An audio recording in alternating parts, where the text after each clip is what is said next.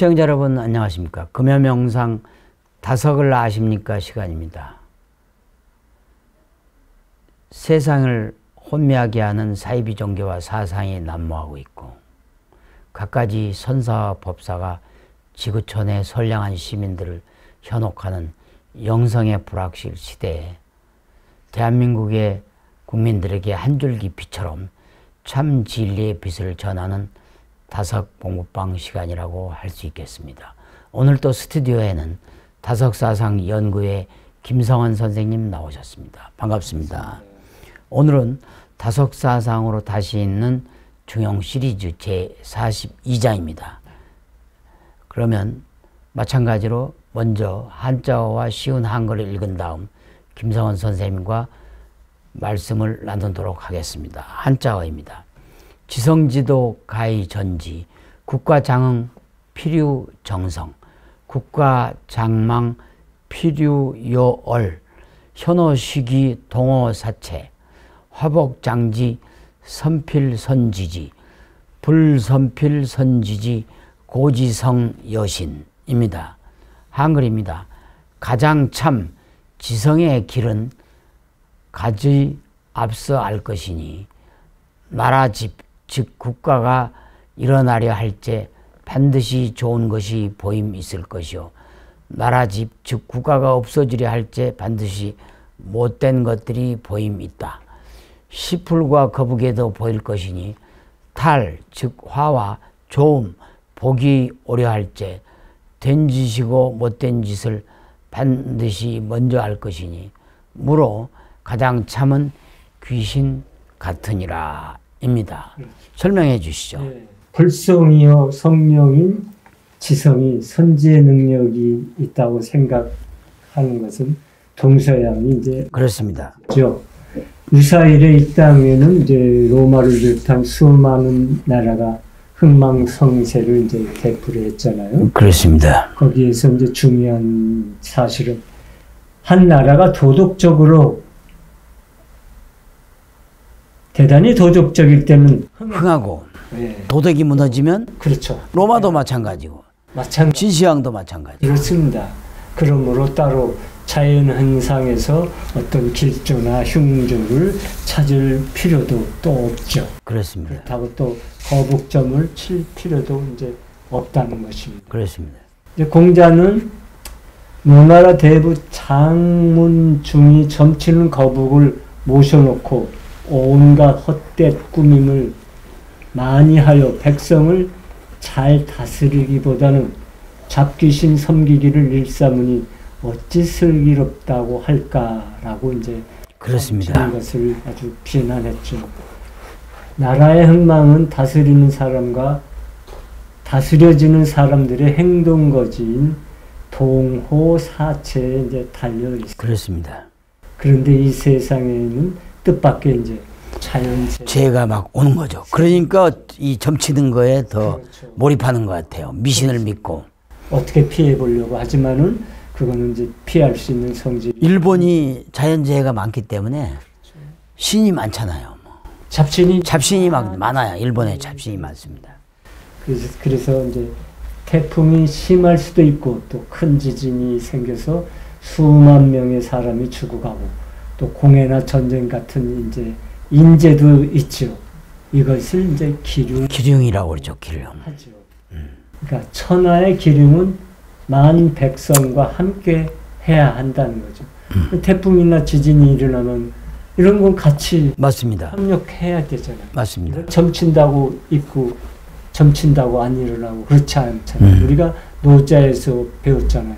천지, 불인, 성인, 불인. 예. 그런 걸 생각하면 좋을 것 같아요. 맞습니다. 생사를 백성과 같이 하면 하나님과 관계가 된 것입니다. 신하고 관계가 되면은 신이 지뢰라 말하지 않아도 생각하면 알게 되죠. 그러니까 신이 지뢰, 신으로서 앞으로 올 일을 안다는 거예요. 그렇습니다. 그러니까 우리가 신과 함께 하면은 앞으로 어떤 일이 온다는 것을 내면으로부터 아는 거죠. 신의 말씀을 듣고 스스로 맞습니다. 헤쳐가는 거지. 그렇죠. 뭐 점괘로 해서 그걸 그렇죠. 그러니까 그런 게 아니죠. 그렇죠. 신과 의논하고 신과 그렇죠. 같이 함께 생각하면은 깨닫지 못한 것이 어느 만큼 은은한 가운데 길이 인도되는 거고 그렇습니다. 또 믿음으로 우리가 간다고 하는 것도 마찬가지고 네. 그러므로 제 걱정만 할 게 아니고 신과 소통하고 자기뿐만 아니고 나라와 인류를 위해서 생각할 줄 알아야 된다. 그렇습니다. 기독교에서는 이걸 중보기도라고 하고 그래서 그렇죠. 자기를 중심으로 한 기복신앙이 아니고 그렇죠. 이타주의, 남을 같이 빌어주는 그러한 참 기도, 참 종교를 섬길 때 제대로 신과 대화할 수 있다. 그렇습니다. 그렇게 했어요. 그러나 이제 개인의 기륭 화복을 점치는 일은 이제 삼가야 하죠. 다성님은 점치는 것을 아주 미워했습니다. 주역을 공부하였으나 주나라 사람들이 물리학이라고 하며 주역에서는 개사전 편을 읽어야 한다고 하셨죠. 다성님은 이런 말씀을 이제 남기셨어요. 사람들이 보통 수로는 알 수 없는 일을 무당 같은 영한 사람에게 알아보려고 무척 애를 쓴다. 그렇습니다. 거의가 다 그렇다. 아무리 그가 과학에 능한 사람일지라도 어떤 경우에는 신앙이나 신조를 가진 사람이라도 몹시 궁핍할 때나 절망 상태에 가서는 그 짓을 해보고 싶은 마음이 생긴다. 그러면 그 꾀임에 빠지게 된다. 된다니 혹시 해볼까? 이렇게 된다.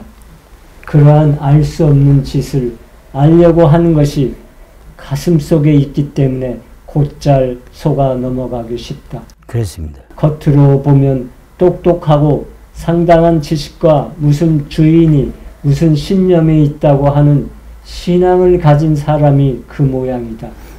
우리는 이같이 미물에 지나지 않는다. 그러니까 결국은 우리는 그 어려움이 오면은 하나님을 찾아가지 않고 하나님과 대화하려고 하지 않고 점치는 사람, 술사들한테 미혹돼 가지고 일시적인 마음의 안정을 얻기 위해서 거기에 돈을 갖다 바치고 그걸 갖다가 찰떡처럼 믿고 그래서 그 따른 대책 없는 대책을 따라가고 그러다 망조의 길로 가는 거죠. 네.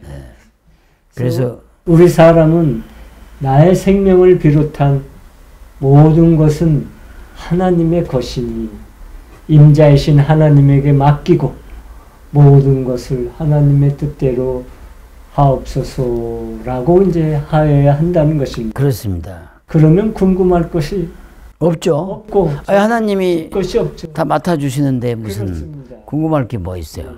거기서 오는 모든 결과가 다 하나님의 뜻대로 이루어질 거고 그렇습니다. 우리는 그 결과가 좋은 쪽으로 갈 수 있도록 성심성의를 다하고 그리고 지성을 드리고 그리고 지성의 사람, 참 사람, 올 사람이 되도록 하는 그런 자세를 갖고 기도하는 것만이 우리의 길이다. 이렇게 보여요. 오늘 하루도 오직 하나님의 뜻을 구현하기에 최선을 다할 뿐이죠.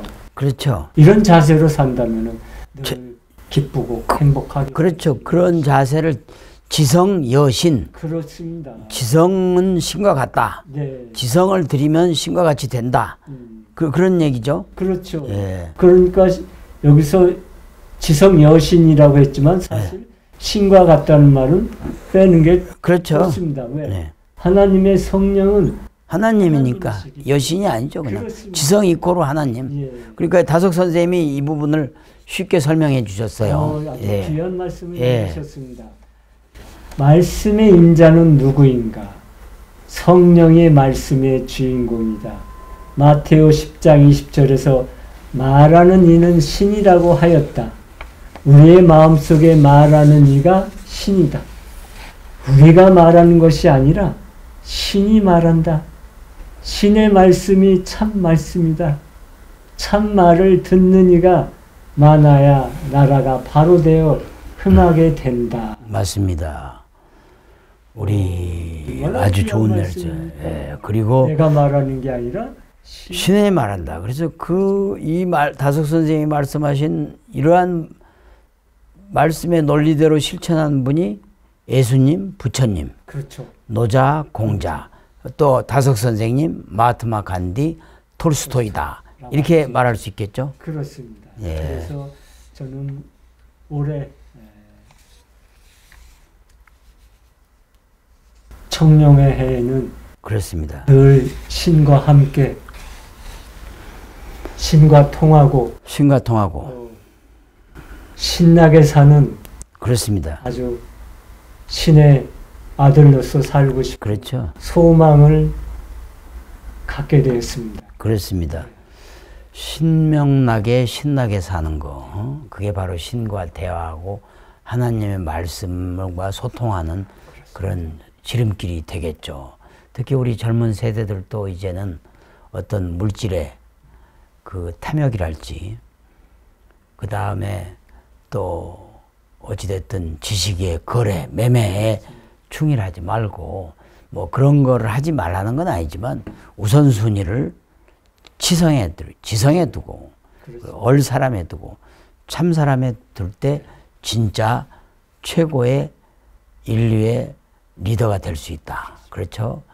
인류의 리더를 자처하던 많은 부자 정치가들이 바로 얼 사람, 참 사람을 추구하지 않았을 때 종말이 비참했거든요. 그렇습니다. 비참했거든요.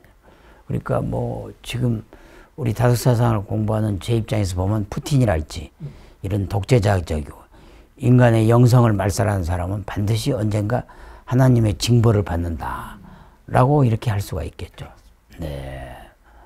저도 개인적으로는 우리 젊은이들이 이런 얘기를 해요. 젊은 사람들한테 강의할 때 여러분 오성 장군이 되십시오. 그러면 아니 군대에 가면 사성 장군이 대장이고 오성 장군은 원수잖아요. 그러면 군대를 가야 됩니까? 그러면 그게 아니고 우리 인간의 길은 아까 첫 번째 태어나면 수성, 야성, 동물 같은 그 성질로 태어나지만 그 다음에 이제 희노애락 그리고 엄마 아빠를 구분하는 이제 감성의 시대를 거쳐서 세 번째 이제 고등학교, 대학교가 되면 이제 그야말로 지성인의 길에 가는 지성의 시대를 거쳐서 이제 그야말로 40의 불혹, 유혹을 극복하고 50의 지천명을 하게 되면 그야말로 이성의 시대에 도착했어서 야성 또는 수성, 그 다음에 감성, 지성, 이성, 그리고 마지막에 이제 60이 넘어 이순의 나이를 넘어서 70의 종심소욕 분리구라고 그 공자가 이야기했듯이 그때가 되면 영성의 시대가 된다. 그래서 가장 중요한 영성의 사람이 되어야 오성 장군이 될 수 있고 인류의 본보기가 되는 오성 장군의 자리에 올라갈 수 있기 때문에 여러분들이 야성이나 감성, 지성의 그 과정을 뭐 포기하라는 건 아니지만 그 과정을 거치면서 나의 궁극적인 목적은 우리 42장에서 이야기한 대로 점치고 이런 거 전부 감성이거든요. 이제 최종 목표에는 지성, 참사람, 얼사람, 그리고 영성의 사람이 되기를 기원하겠습니다. 수고하셨습니다. 시청자 여러분 어떻게 들으셨는지요? 오늘은 다석사상으로 다시 읽는 중용 시리즈 제42장을 마쳤습니다. 다음 시간에 저희는 43장으로 다시 돌아오겠습니다. 한국이 낳은 20세기의 위대한 영적 스승 다석 유홍모 선생님의 말씀으로 힐링하는 주말, 힐링하는 하루 되시길 바라겠습니다. 대단히 감사합니다.